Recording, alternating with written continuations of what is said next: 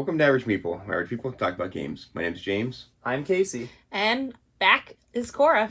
If you're a long-time listener of the show, you might recognize Cora from Season 1. Beauty's by her voice. Now you can see her face. We just got back from PAX East 2023. I think in the last episode, we discussed some of the things we were looking forward to doing there. At least Casey and I did. And yeah, we had a lot of fun, and we're going to break that down for you. Yeah, spoiler alert, we did none of them. We did like, none of them. Yeah. That about sums it up. But we did do a lot of good stuff. Played a lot of games, so... We did play a lot of games. A lot of games. Yeah. And, not as many as I thought we would play, but we did play a lot. You know, it's tough, right? Because I think we did play quite a few new games. Sure. Mm-hmm. Well, I think we played more new games than Casey did. That's true. That's true. But that just comes with a lot of rules reading, learning. It takes a while to just start from nothing on a game and then play through it. So right. We didn't demo as many games as we normally would. True. We really just sat down in the free play area and played full games of a lot of stuff. So it took a little longer, but yeah, we'll spell that out for you. Mm-hmm. But yeah, first we're just going to go through kind of a general PAX recap, what we did as far as the convention itself. I guess we'll start out. Cora is was an Omega-naut this year. Yes, second time, actually. The first time was back in 2017. They got to have a chance to participate again this year. For those who don't know what it is, Omegathon is a tournament that goes through the entire PAX weekend. It's been going on for every PAX. Each day is a different game, and it's an elimination. So, you're out in the first round, you're out for the rest of the tournament. So... I unfortunately, me and my partner were the first ones out of the tournament, which was not great. It was Pac-Man and Pac-Man Battle Royale, which I had never played before. We didn't get shut out or anything, so it wasn't too bad. I think we did a pretty good for how stressful it was, especially. The great thing about being an Omega-naut is that you get to go to Media Hour, and bring a guest. And Media Hour is the first hour of the weekend, 1 hour before the hall opens. So, James and I actually got to go walk the expo hall before anybody else got to, which again, this is the second time I've done it, but it's the first time James had done it. Yeah. And to clear that up, that's Thursday, right? That was Thursday morning. Anybody else gets to see it. Yeah. So normally Thursday morning at 10 is when they start letting people into the expo hall. So we got to go in at 9. It's quite a different experience, really, when you're in that giant hall and there's just nobody in it. I mean, the exhibitors are all in it, but it's kind of weird because half of them are still sort of setting up and getting ready. Right. So I'm not even sure they're really ready to sort of accept us as guests yet, but it was definitely cool walking around and getting to see all that. And we got a lot of video, so hopefully future video you'll see some of that content. No, I am interested. So I obviously wasn't there. No, you were not. So when you go to these booths, you said they are set up. Were you able to play the games? Because there's a lot of video games there too. Were you able to play video games or demos? So we actually... So we spent the whole time walking around just trying to see a little bit of everything. We didn't wait in line for the games. I think, for the most part, yes, a lot of places would. Because, again, it is media hour, so I think, they want people who are, content creators or other, media outlets to be able to demo their stuff and write about it, talk about it. Right. So I think, in general, yes, but there's definitely, I think there were some that just weren't ready yet, right? They're just crunching to get ready for 10 o'clock when everybody comes in. So I think it's a little bit booth by booth. But it was actually crazy because we, again, we're one of the first ones in the expo hall, and when we went down there, the Pokemon booth, the line was already wrapped around the booth. I don't know how it was so incredibly popular that there was just, they were giving away a pin and a few other things, and so giveaways are always a big draw. But it's just. A bunch of the other Omega-nauts had already gotten in line. I think some of the content creators had been there.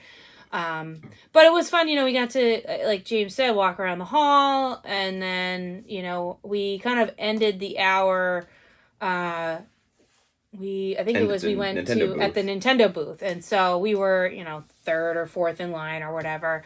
Which they didn't let the line move until 10. Right. So we just got in line at 9:55, and we're playing by 10:05. Right, and I don't think either one of us kind of realized that it was you walk in and they have you play every game they brought. Yeah, it's kind of strange. Like because they had 4 or 5 games, and we thought like when you got to the front, you just got to pick your game. Right. But no, they had this sort of a little like circuit where you played Mario Party, then you played Mario Golf, then you played Yoshi's whatever. And so you kind of spent like 5 minutes each one instead of just picking one, which I guess is kind of nice. You got to have a bunch of games, but at the same time, it was kind of like, oh, I don't really want to play the new Mario Party while you're playing it anyway. Well, too bad. Too bad. Yeah. So. But we got pins, and then we got a picture with Luigi, and then by the time we walked out, the real one. Charlie Day. But by the time we walked out of the booth, the line had already wrapped around, and it was like that the entire weekend. So it was great because we got to go to the booth and see it without having to wait in a multi-hour line. No new Breath of the Wild though. No new Breath of the Wild, which I knew going into it, but it was still a little bit of a disappointment. And then which was really nice, we got to go over to the board game area and you got to pick up a game that you really wanted and sold out really quickly. Yeah, I mentioned, I think in our last podcast, I was looking to check out Star Wars The Deck Builder.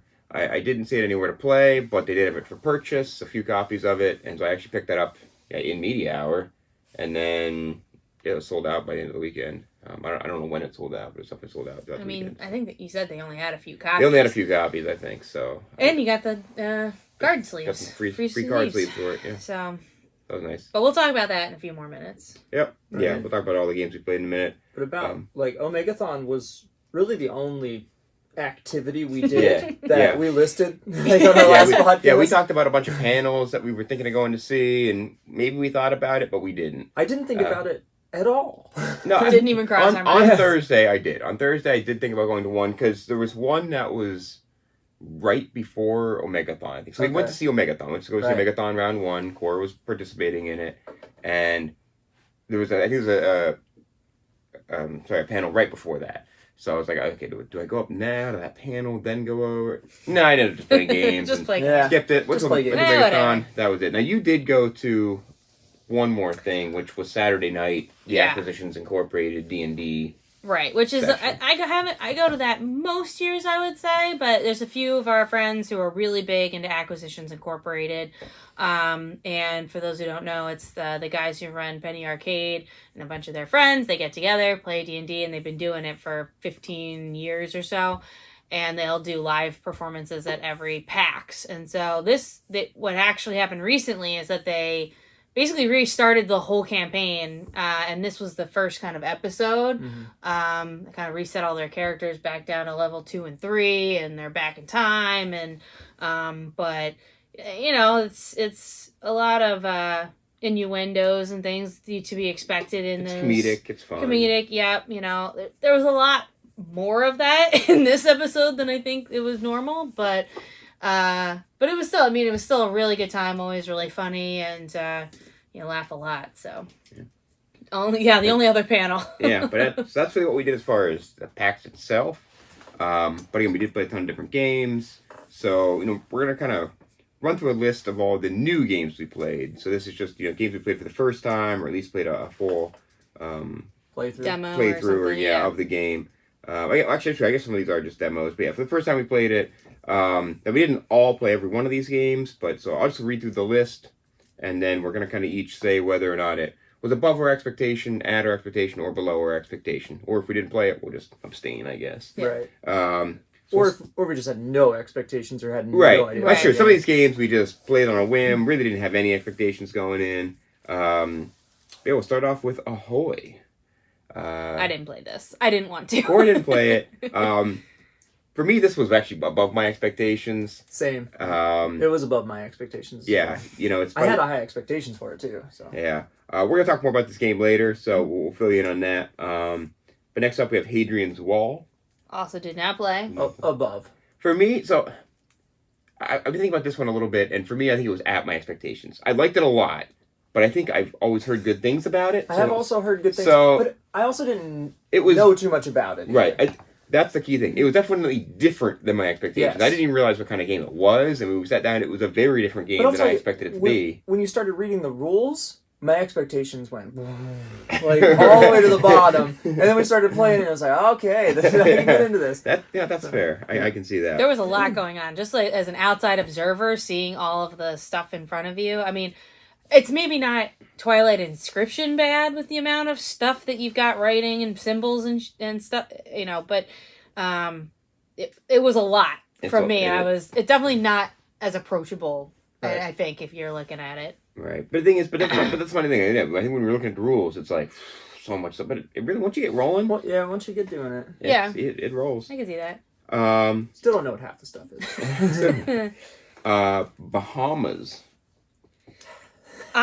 You know what? I had very low expectations when we pulled the game out. I mean, literally, we were just looking for a game that could support all of us that wasn't like a bluffing game, because we have a few friends who are just not into that. And that's a difficult game to kind of find. Yep. So someone pulled Bahamas out of the free play area. And, it's definitely this kind of party game where you're just drafting cards from the middle, and, you're trying to hurt some people while you're trying to get gold for yourself. Based on just it being pulled out and having no expectations, I actually had a lot of fun with it. I thought it was very much like Bang the Dice game kind of feel of, kind of hitting people and, Yeah, it had... I don't think I had any expectations. I still don't have any expectations. Yeah, I think that's it. I had no expectations, and it is completely average. Yeah, it's 100% average game. It's fine if you're just super, super casual and just to talk to your friends. Yeah. But again, for something that's for that many people, I thought it was pretty good. Sure. Put the new Stella, or the new Dixit game, Stella. Double thumbs down? Yeah, honestly, I love Dixit, and I was really looking forward to this, and it just wasn't. The markers were. That's true. The markers were completely dried out, and we were playing the game with one marker, half a marker maybe. I honestly think that did deter from the experience, like in a non-tangible way. Like probably, but it wasn't great. Yeah. I didn't play. I don't like Dixit. You wouldn't. You guys can come at me. Yeah. Heat, Pedal to the Metal. This had been on my list to play at PAX. It's something that a lot of other board game content creators have talked about in the last year. And so it was one that I was definitely interested to play. I think you mentioned it in the last podcast as well as a game you were interested in.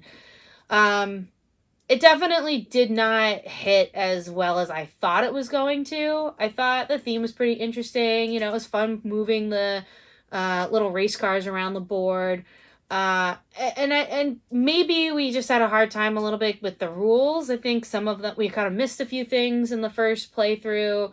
I don't think the explanation from the enforcer on the second playthrough was great either, as we tried to kind of add in some more rules. So I would definitely give it another shot, but it definitely was below my expectation just based on everybody else's, discussion about it beforehand. I feel like I've played this game before. I don't know if it was this game, similar game, doesn't matter. It was below my expectations, but I would like to see it with the full version of the game versus the... Yeah, I mean, similar. I mean, for me, I heard a lot of great things. It's been on the hotness list for quite a while now. I expected a lot out of it, and it just sort of under-delivered for me. It was fine. It was a perfectly fine game. I didn't dislike it per se. It just wasn't as good as I expected it to be. So, below my expectations. Terra Nova. Yeah, so I demoed this at Essen. I wanted to play it again to see if it was good. I think it's good. I think this is above my expectations. I think it's a good version of those games. Yeah, I mean, if you played Terra Mystica, Gaia Project, it's right in that vein. It is of that set of games. Above my expectations. I think after you played at Essen, you kind of described it to me. You made it sound like it may be a little too simplified or something, not quite as good, which is true. It's not as heavy of a game. It's a little simpler, but it was above my expectations. I actually thought it was going to go too far one way, and I don't think it did. Right. I still think that there was enough there that it was good. Agreed. I think they balanced it pretty well. Yeah, I think so too. And you didn't play that. I didn't play that one. No. Clank Catacombs. Yeah. This was not on my list. I think Casey was the one who brought up that he really wanted to play. It's pretty new, right? Last year it came out, maybe. And I'm not super familiar with Clank. I think I've played the original version once, maybe twice. I know you play it a lot. So I didn't have a ton of expectations going into it, but I actually really like it. I like these kind of dungeon crawler kind of games. With deck building, which is another one of my favorite mechanics. It hit a lot of the boxes for me. I thought the artwork was really good. There's like fun. It was funny because I don't even think I got the full experience. I didn't open any of the prisoners. All right. Get any of those. And then but it was nice to see that though, that I went a completely different direction from most everybody else. And I think the scores were pretty close. They're very close. Yeah. Yep. So I always like when you have games like that. I died. Well, except for Oh, well, yeah, you died. So everybody else is pretty close. Yeah. I died like two. I died like 2 rooms away from the exit. Yeah. That's 20 points makes a big difference. Yeah, but I think too one of the nice things about the game is that Scotty and me were right at the end. Like we're playing, like one card might have killed us, one card might have gotten us out, and it was like that edge of your seat kind of feeling. Sure, always fun to have in a game. Yeah, it was Clank but better. Basically, yeah, I agree. I mean, it solves all the problems that Clank has to me. We're gonna talk more about that game later. So, Dwarf Romantic. Had 0 expectations going in. Really enjoyed it. Really fun. Yeah. Well, once we got the rules right. Even when we did them wrong, it was fun. Yeah. Well, when they were wrong, we were like, "Yeah, we're so good at this game." Sure. But yeah, I mean, I had read. One of our friends, Bill, had mentioned he wanted to try it. I read the rules the night before, so I did have some sort of expectations going into it because I was kind of the one who kind of knew how to play. And yeah, I thought it was at my expectations. I having read the rules, it sounded like it'd be pretty fun. It was pretty fun. But it didn't, blow me away per se. Yeah, I mean, it was a nice little co-op tile placement game. I'll be interested to see how the full release is when they have it in the US. Yeah, fun casual. Yeah. Played a lot of Crokinole this weekend. Can you call it a board game? Probably not, but it's really fun. Yeah, I mean, it's played on a board. True. I don't know if we can see it in the shot here, but we have a carom board behind us, a similar style game. Checkers that you're flicking around a board. I really, really liked it. Same. Yeah, I'd definitely. buy one. It's like shuffleboard. It's Yeah. like flicking. It's like shuffleboard. Yeah, Shuffleboard. and but the boards are really nice and expensive, take up a lot of space. But it's funny because I think it's Tracy Boards has been at the last few PAXs at least with a big Crokinole section, and this was the first year we've ever played. Right. But you're moving down the list. Dice Throne. This is you guys. Yeah. Above. Way above. Yeah, we're gonna talk more about this game later, but one of my highlights of the weekend, I think. Kites. I like it. Yeah. Really fun co-op. Real-time game. Yeah, I only played the demo version, so I feel like I didn't get the full experience. Like you played the full game, and so I might like it more if I got to play the full game. But I mean, it was fun, fast-paced little action game. Watching you guys was actually fun. Yeah. Which one? Star Wars: The Deck Builder. Yeah.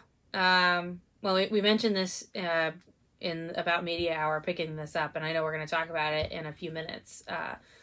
I think it's a really interesting take on a deck building game, so I'm interested to talk a little bit more about it.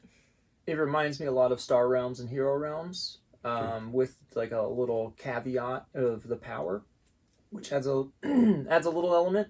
It's probably at my expectations. I didn't really have any going into it. Yeah, I put it at my expectations, but again, I also kind of had decently high expectations. It was pretty highly rated, and I liked it. Yeah, I didn't have any, so. All right, the game Co-op. That's you and I. That was us, yeah. That was, I think, the maybe one game we demoed during Media Hour.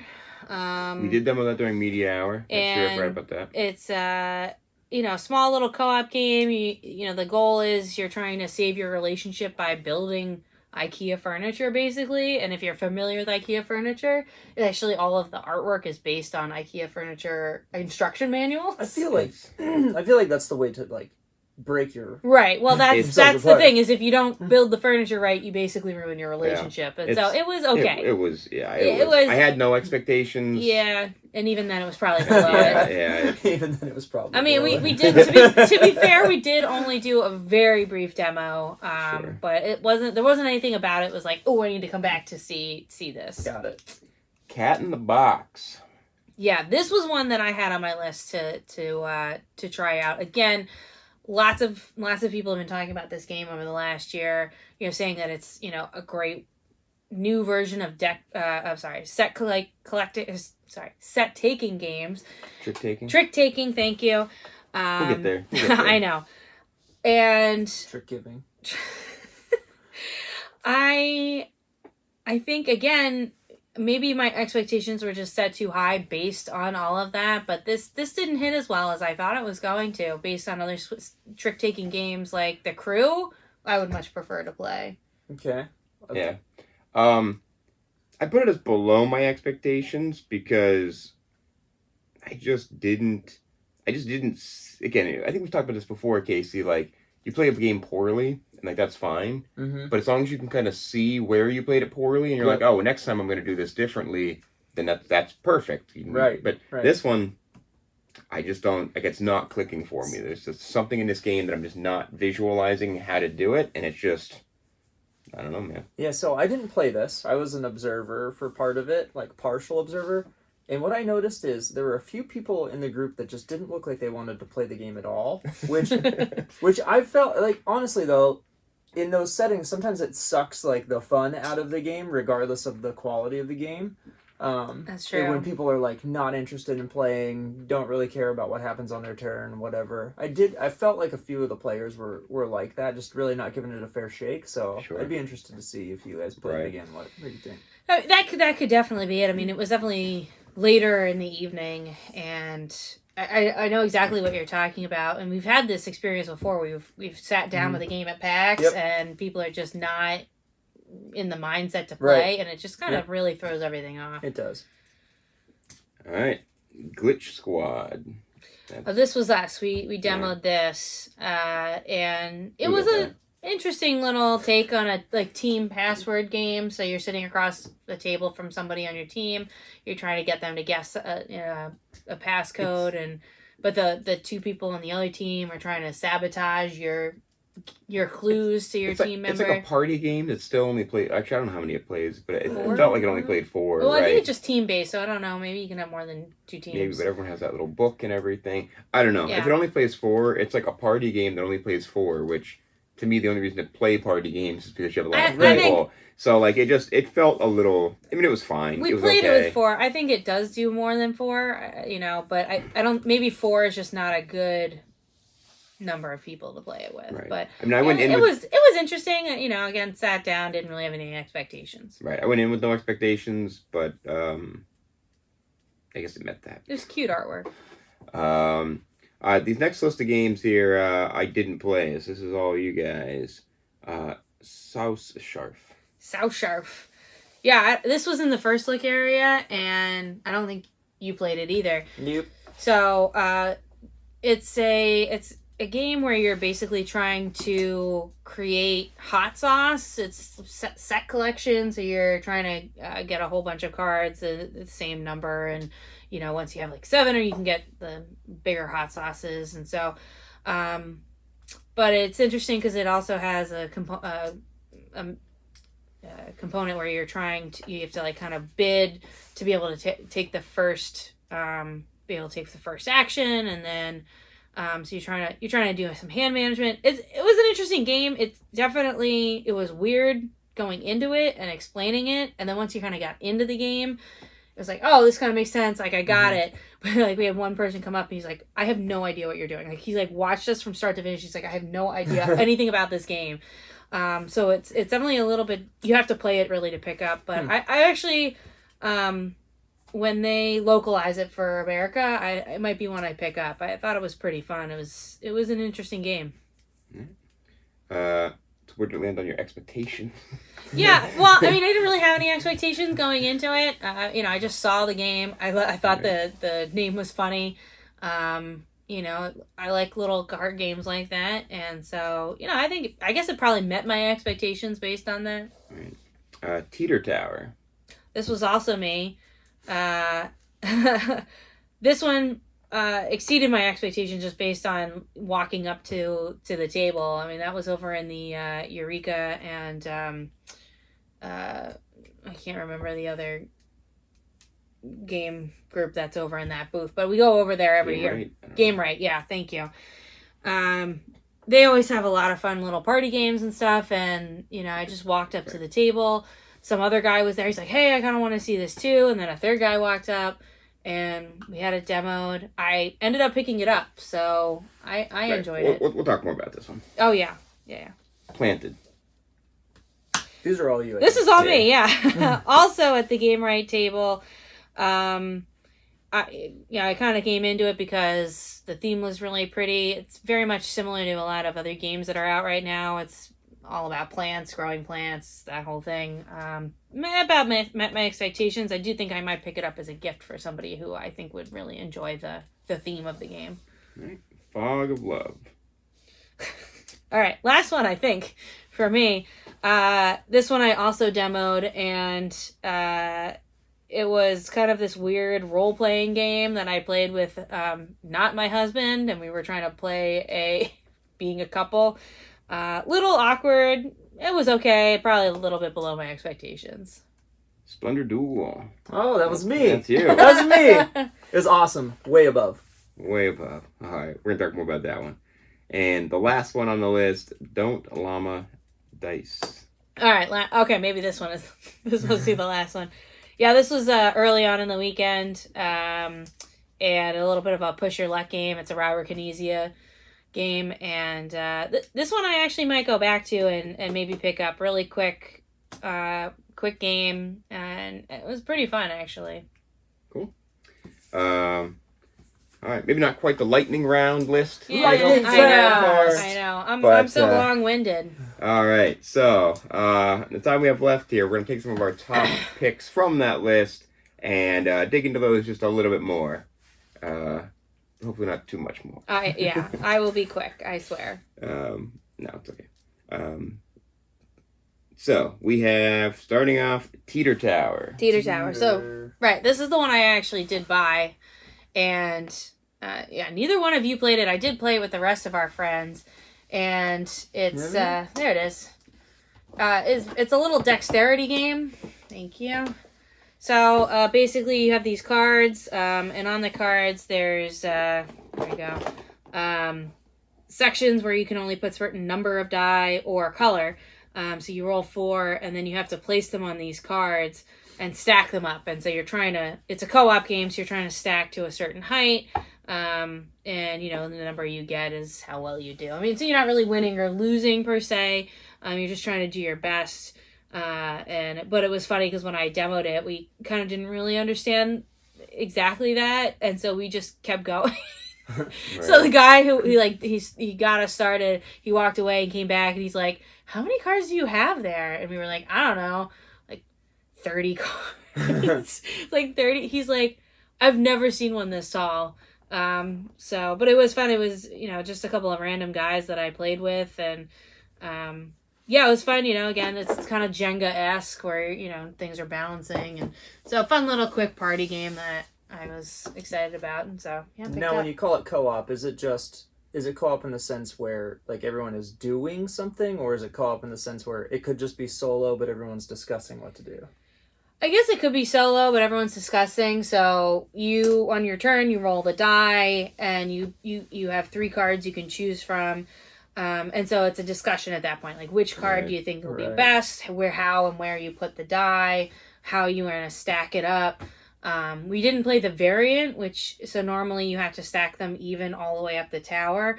On the variant, actually, the cards have dotted lines on them, and so every card has to be offset in different ways. Gotcha.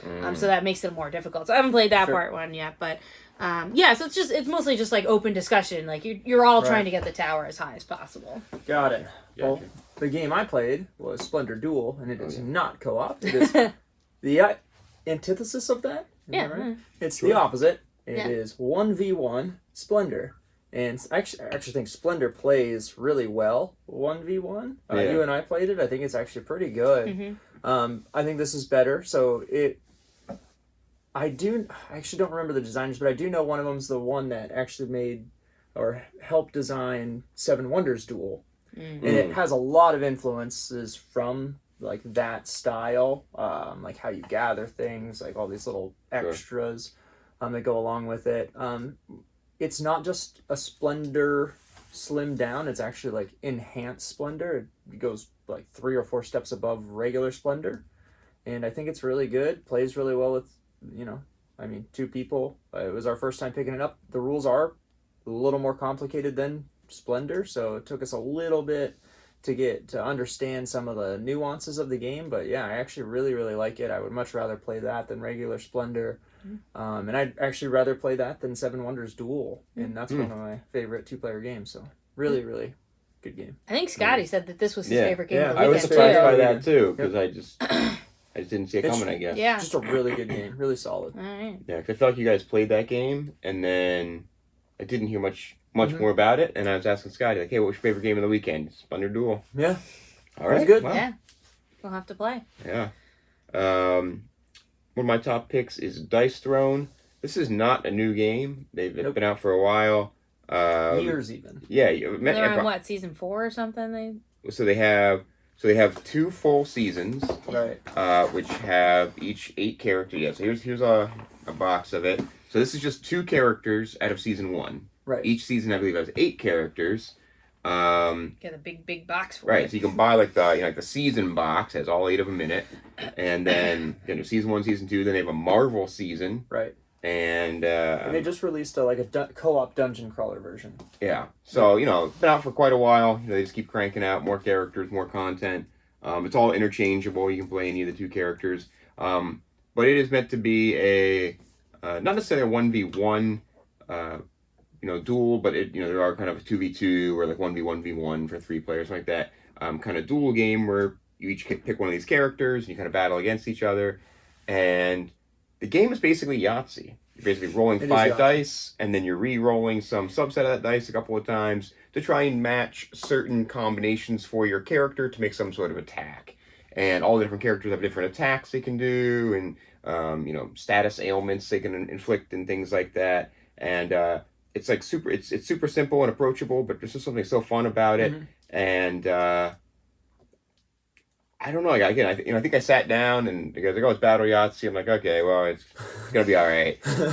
But by the end of it, I'm like, "This was ridiculous." Like, I really, really had fun. Yep. And I got smoked too. Casey smoked me. I think they do a really good job at embracing the character. Yeah. I really think that really sets it apart from just being Battle Yahtzee. Is this is like a tree ant versus a ninja, but we played what was it? A samurai versus a gunslinger. Yeah. And they play like that. They play similar to like what that kind of fantasy of them would be. Right. And I just gotta say, Casey and I have talked about it before. How we love, nice packaging, nice organization. It comes in these little containers. Like, this is one character. This pops open, and this main thing on top, like, this is your player board. It's so nice. All your dice and everything are underneath it. So well packaged. Very nicely packed. And the season battle chest. Dense. It's just perfectly packed. And, like, when you buy the full season, it comes like a little like tray, like all 8 of them are in there. You can slide them out. Very nicely packaged, very nicely organized. It's a pretty quick game, and it's super fun. I'm actually really excited to try, like I said, some of those other modes, like 2v2 or 1v1v1. I think some of that would be a lot of fun. Yeah. So Casey picked up the Tree Ant Ninja, and I picked up the Vampire Lord Seraph. Yep. Yeah. So does re-rolled mean anything? I don't know. I'm guessing think at some point they probably maybe rebalanced season 1 or something. I don't actually know. I had asked that, and that's basically what they did. They just like went back through after they'd learned right. some Okay. stuff, After and they it was released like, 100 more characters, yeah. we need to rebalance a few of them. Right. That was one of my top picks from the weekend. Really excited to play more of that. Cora, back to you. Yeah, so as we kind of talked about before, Crokinole, a game that we've definitely seen at previous PAXs, and I don't know why we just decided this year. I think maybe our friend Kevin was just like, "Oh, let's go try it out." He wanted to play, and like Casey said, it's basically just tabletop shuffleboard, right? You have your little pucks and you're trying to get closest to the center. There's a little divot in the center, so if you get it in, that's 20 points. Everything else outside of it gets lower and lower. So you're trying to hit everybody's pucks out of it. There's some pegs in the middle, which makes it a lot more difficult to try and get in there. But I think the rule, I don't know if I've ever actually played real shuffleboard, so I don't know if it's the same rule where you have to always hit a puck of the other person's player or the other team's color. I don't think so. So, but I liked that. Like if there was a competitor's token on the board, you had to hit that before doing anything else. One of their tokens. They had 4 tokens. You only did one. Right, of them, right. But you had to hit it before doing anything else, and so. But if you don't hit theirs, then you lose that puck, and if you don't hit theirs and you hit any of your other pucks that might be on the board, you lose all of those too. Yeah. So Casey and I, we were playing 2v2 with somebody, and we were on a team, and we had 5 or 6 pucks on the board. The majority. And I had a terrible hit. I flicked my puck trying to get one of the other players out in the middle. I completely missed. I think I banked off one of the pegs and hit 3 of our pucks. Yeah, 3 of our high scoring pucks. Yeah. We were just removed, and then it just swung the whole thing. And that's actually part of why I like that game. Yeah. You're just never out of it. One missed hit or one good hit can just change the whole outcome. It's really cool. Yeah. I mentioned it's a very different game amongst skilled players. Correct. Oh, I'm sure. But yeah, we played a lot. We played 1v1. We played a little kind of tournament with teams. We played a lot this weekend. Yeah, and I'm not joking. I don't know. Come back next year. We might have a crokinole board. I don't know. I could see it. It was a lot of fun. It was pretty fun. Yeah. Is that you? That was me. Yeah, crokinole. All right. My next one is Ahoy. 1 second here. And Ahoy is the new game from Leader Games, which is, as most people know, one of my favorite board game publishers. They did Root. Oath, some other things. Fort. Yeah. Vast. Yep. I just love the asymmetrical gameplay. I like a game where you can go in and you're doing your own thing, and you're trying to just kind of outwit your opponent that's doing something completely different. I just really like the asymmetry and the unique approach and how they interact with each other organically. Yeah. Because of that, I think it's really neat. Ahoy is a very, very, very approachable version of that. Much more so than Root. So if you're going to pick up Root, you'd be lost. You pick up Ahoy, you're going to be lost for 30 seconds, and then you're going to figure it out. So much more approachable. I really like this, and I know James is going to talk about Terra Nova. I think that they did to Root with Ahoy what they did Terra Nova with Terra Mystica. Or to Gaia Project or Terra Mystica, either one. Yeah. Very approachable. I bought it instantly. It's going on my shelf. This is going to be a staple of probably my game nights and bringing people in. Really good. I bet it plays really well at all player counts too. I think so. Because there's just a natural progression to the players. So really good, really fun, thematic. Kyle Farron did the art. Can't get better than that. So yeah, I really liked it too. Casey and I were talking afterwards about the game, and you're right, exactly like Terra Nova and Gaia Project, where I probably like Gaia Project more still. I like the heavy games, and in this case maybe Root is the better game, but the fact that I get to play it almost never, because it's difficult to find somebody who wants to play a game that heavy. I don't. She doesn't, and you might like this game. That's what I'm saying. It's like the fact that you can actually pull this one out and play it with somebody who isn't in for a 6-hour slog of reading rules and trying to remember how to even just set the thing up. Just being able to pull it out and play it, it might just be a better game overall for that reason. Correct. And so I really enjoyed it. We had a lot of fun playing it, and I agree. I mean, you kind of have your two main warring factions, and you kind of just add in, that's your player 1 and 2, and you add in a couple other more just kind of trading, doing their own little thing factions. I bet it plays really good at all player counts too. I almost bought it. I almost did, but I wasn't sure if you would play it. That's the thing. So I thought we need to play this. We do. Well, Casey's got it still here, All right. and then All right. if we like it, I will play. Agreed. Nice. All right. That's ahoy. That is ahoy. The next game I picked is Hadrian's Wall. I am going to talk about Terra Nova in a minute, but Hadrian's Wall I'll go through next. This is a game that I heard a lot of good stuff about, a lot of good things about. I think it's fairly highly rated, and we decided to pick it up, and it was not at all what I expected it to be. Me either. It is a very in-depth roll and right game. It's not even, I guess technically it's a flip and right. There's no rolling, there's no dice. You just flip cards. There's no dice. Yeah, it's flipping right. So it's a flip and right.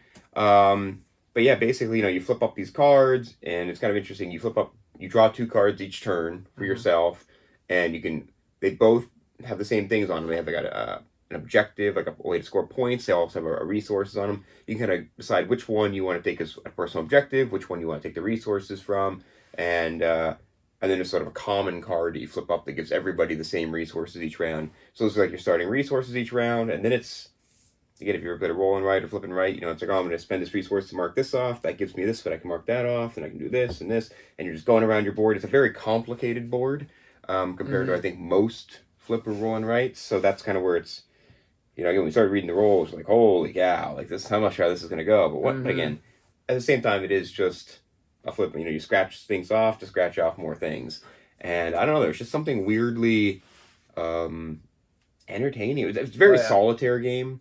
There's very little interaction among players, which it could maybe be considered a downside. On the flip side, it's you take your turn simultaneously, so there's really no downtime. You're really just in it the whole time, and I think that's part of what I really enjoyed about it. It's the whole time just cranking away on my own little thing, and just. I don't know. I really liked it. I had a lot of fun. Yeah. How's it compare to Twilight Inscription? Yeah, that's probably the closest thing I could compare it to. Twilight Inscription is almost difficult to compare it to because it wins in a couple of ways. Twilight Inscription wins. Like, it's just a prettier setup. It's got the nice boards with the fancy markers and the big colorful dice, and it's much prettier on the table. I think it's something nicer to look at than Hadrian's Wall. Hadrian's Wall is very just dense. Yeah, just dense little boxes. Just looking at it on from a piece of outside, paper. it was like, wow, there's a lot going on. Yeah. Twilight Inscriptions also does have a lot more sort of player interaction with the voting, and you're racing to certain. It's like the first person to complete this objective gets the points for it. Whereas in Hadrian's Wall, like, you're deciding your own objectives as you go along. Like I said, by drawing the cards and stuff. Right. So Hadrian's Wall is much more solitaire. So, I don't want to say one's better than the other. It's probably a personal preference thing, I guess, of how much kind of conflict you want.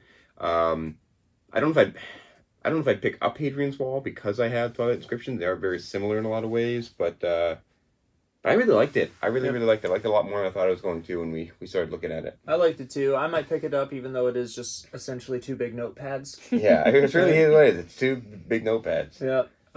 But I do probably more solo gaming than you guys do, so yeah, it's I feel like I would have the same experience playing it by myself as I did. But and that is something funny we noticed on Board Game Geek. It was rated high. It was best with 1 player. Yeah, like that's best with 1. There you go. And it plays up to what, 6 or 6 something? or something. Plays up to 6, best with 1. Yeah, I mean, it was still rated. It was still recommended for like all player counts, but it was best for 1. Yep. Right. So that's kind of funny. But yeah, good game. Nice. I guess that's me next. Yep. All right. So, it's Star Wars: The Deck Building Game. I'll pull that out. So, this is, I think we said we did buy this right at, I think, at the end of media hour. And definitely sold out. One of our friends went back to see if he could buy it. Couldn't find it anywhere later in the weekend. This just came out, I think, this year, 2023. It did. So I'm not sure how many people have had a chance to play it really yet, but definitely an interesting take on a 1v1 deck builder. It's a very similar concept to most other deck builders where you're buying things in the middle, put it in your hand. You're trying to take down the opposing person's base. But there was a couple interesting twists to it in the Galaxy Row, where you're able to buy things, depending on if you're the Rebels or the Empire. Certain things would come into the Galaxy Row that only one or the other could purchase. But the way they kind of balance it is that the other person who couldn't purchase it could actually destroy the card and get some rewards and put it in the discard pile. So I thought that was a pretty interesting concept. I don't know if it really gets used all that often. I mean, but it was interesting nonetheless. I think there was a couple times when the entire Galaxy Row was all Imperial cards, and you couldn't play when we were playing. You couldn't buy any of them, so you basically were forced to try and defeat one so that other cards would come into the game. And so that was kind of one of the biggest differences. There was the force mechanic, so the force moves throughout the game. It's either with the Empire or with the Rebels. And depending on if the force is on your side or not, certain cards will have different abilities based on that. So that was always kind of a balance on, am I going to spend this resource to move the force into my favor or not? I have been having a lot of fun with it. I don't know if that's just because I keep winning. I beat both of you, I think. And I know that can have some effect on how you feel about a game. Sure. I think it can get a little bit runaway-y.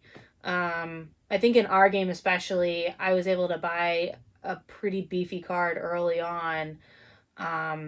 And since I only had a few cards at the time, it came up very frequently, and it was just compounded. I mean, I don't even think you were halfway through my second base when I had already defeated you on your third base. Nope.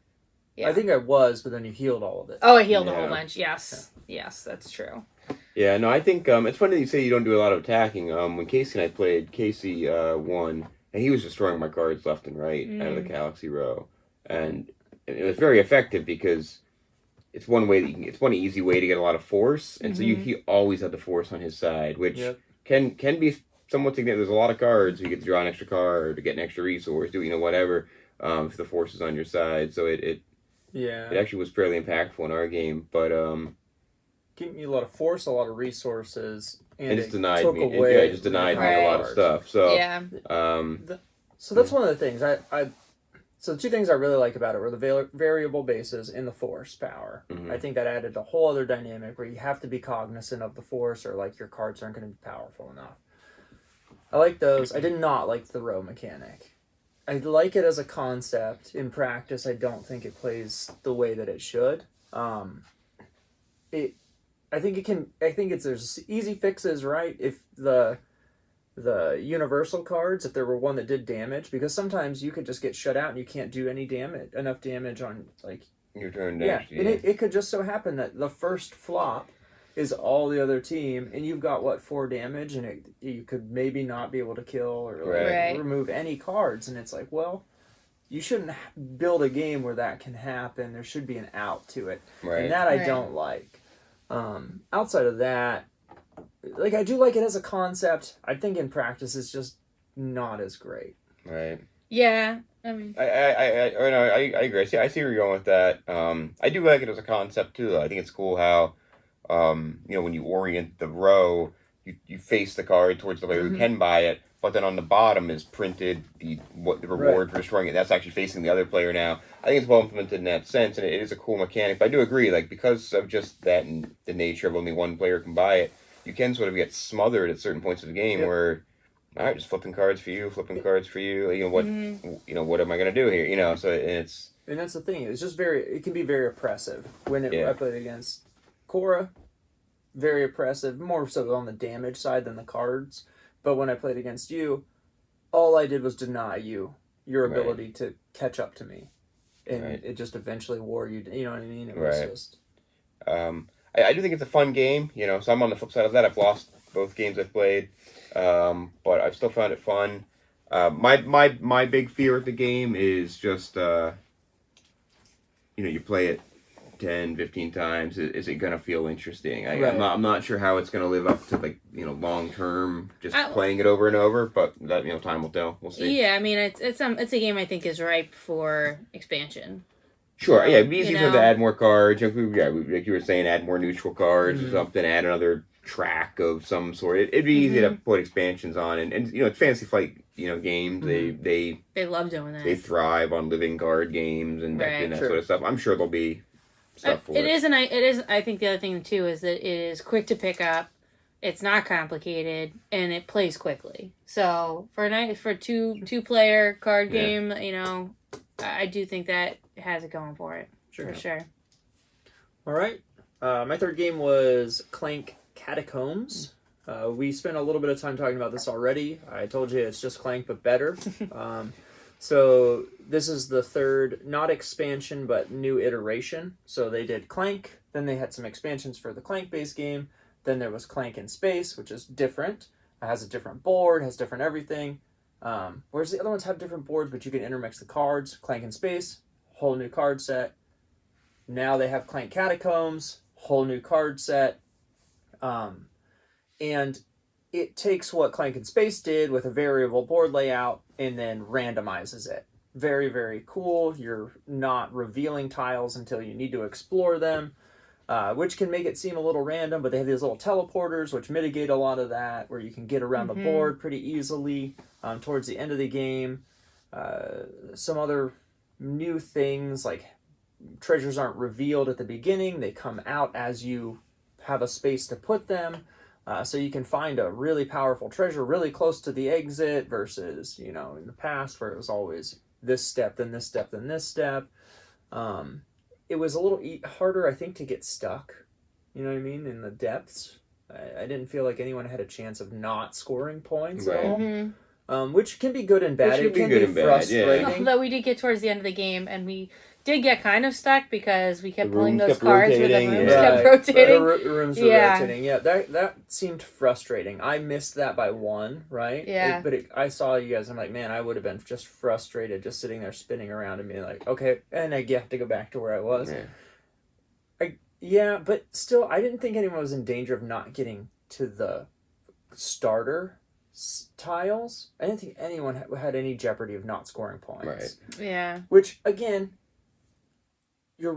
I do think that might actually be a good thing, because it is really frustrating to play an hour and a half and be like, well, I scored 0 points. I scored 0 points, yeah. I agree. It's actually one of those things I've always thought about Clank. Like, it's just like a feel-bad mechanic that does it actually provide any benefit? Like, you know what I mean? Like, I guess I just want people spending the whole time in a catacomb, going deeper and deeper, getting all stuff, and then just scoring their full points. But, you know, you still get like 20 bonus points for getting out, right? There's still already a big reward for making it back. To knock someone to 0 points because they didn't just feels unnecessarily cruel or something. So I don't mind that change personally. And I think it was much easier to get stuck in the base game because there was less stuff for you to go gather, and it was much harder to get to, and all the good stuff was buried, so you wanted to spend way more time at the very bottom of the cavern. So it was a risk-reward thing, but man, I've been just torched on that game multiple times, so yeah. Yeah, I always had sort of two big complaints about Clank. I always feel like game scope runs a little longer than I want it to. But by the end of the game, I'm always kind of happy that the game's over. Catacombs still kind of has that to me a little bit. It was our first playthrough, so some of them might have just been kind of learning the new stuff. But my other big complaint is the static map. And I think just having that randomized map really, to me, was a huge benefit to Clank. And I've never played in Space using that had a modular board, so maybe that was somewhat fixed there. But I really like the uncovering new tiles. It keeps it super fresh every time, and you don't really know what you're going to hit until you're in it, and you got to do the best with what you've got. And I really like that. So for me, I think it was just strictly better than Clank. Yeah, it's a mechanic I really enjoy, the dungeon reveal. You know, I think that one of my favorite games, Betrayal Baldur's Gate, has that. Yeah, very similar to Legend of Drizzt, same kind of thing. Yep. All right. Well, for the final game on the list, we have Terra Nova, which again we already talked about a bit. It's the it's the simplified version of Terra Mystica, but we'll probably talk about it mostly in relation to Gaia Project, which is the space-themed version of Terra Mystica, if you will, but it's just the one we played the most of. And again, if you look at Gaia Project, there's 3 or 4 different resources that you have to balance, and you can convert between them all, and you have to have all the different to do different things. There's a big technology track that you can kind of advance up to score points as well as get different benefits and boons. So sort of all that washes away, and you're really just left with you need to acquire gold and power to build settlements to score points, kind of thing. Yeah, that's really it. It's a much simplified version. But it still has kind of the same feel to it in a lot of ways, and I really liked it. Again, for me personally, given either or, I'd still probably lean towards Gaia Project, the more complicated one. Although I say that, and I've never actually played it on the table. Same. I've only played it on Board Game Arena, where it does a lot of the setup and takes care of some of that complicated stuff for you. So maybe that might be tedious to manage on a table. I don't know. But I do. I mean, Gaia Project is one of my favorite games right now. I love playing it. And I don't think Terra Nova is going to replace that per se. But again, if you're never going to play Gaia Project, and so if I can get Terra Nova and you'll play it with me, well, that's a win. Much quicker. It's much quicker. Oh yeah, much quicker. Much quicker game. And we're flying through rounds. Yeah, and again, it's simplified, but it has the same feel. I really liked it. I forget. Is it in the same vein as Arc Nova, or is it not Arc Nova? Okay. Arc Nova's like Terraforming Mars. That's right. Okay. Yeah. This is completely all different. the same words. Yeah. Terra Nova is more, it's like a settlement building game. Okay. Really? That's really what you're doing. You're just building settlements in a fantasy world. But yeah, I agree. It simplified it. It just fleshed out all the complex stuff, narrowed it down to this is the core mechanic of the game, and had it feel like the game while trimming off all the fat. And I thought that was really good. I like a lot of that fat, just like you in Gaia Project. I think it adds a lot more. There's a lot more possibilities, a lot more scheming, a lot more things you can do. But yeah, in that environment, I think it's just great. I think it's a really fun game, a lot more lightweight than those, and probably if you wanted to play that with a more casual group, that kind of game, you could just bust that out and have just as good of a time, I think. So. Yeah, for sure. All right. Is that it? Anyone else have anything they want to add? Any other PAX thoughts? No, I mean, there's a bunch of games that we also played that we didn't talk about that were not new to us. It was fun to get some of these things to the table. Like Six Nymphs, we've been playing a lot on Board Game Arena, and actually getting to sit and play with people was awesome. I mean, it's been... Well, the last time we got together was 2020, and so 2019 for me, right? Yeah. So seeing some of our friends for the first time in 3 years. Yeah. And did it feel good to actually be able to play a game on a table with them versus on Board Game Arena? I love Board Game Arena, and it definitely has been keep us connected during this whole time. But man, nothing beats actually sitting at a table and playing with your friends. Right. Agreed. So. 100%. Yeah. All right. Well, I think that about wraps it up then. Well, thank you all for watching. / listening. Yeah. / listening. Thanks for sticking around to the end of this episode. You can continue to find our podcast anywhere you find podcasts, including Google Play Store, Spotify, and now on YouTube. Yeah. Consider checking out our website, averagemeeple.com, where you can find links to all of our content. You can consider following us on Twitter at Average Meeple to get the latest updates. And yeah, please consider checking out our other content on YouTube as well. Yeah, thanks for having me back. And, it's been a lot of fun. Thanks, everybody, for joining us once again. And have fun. Keep gaming.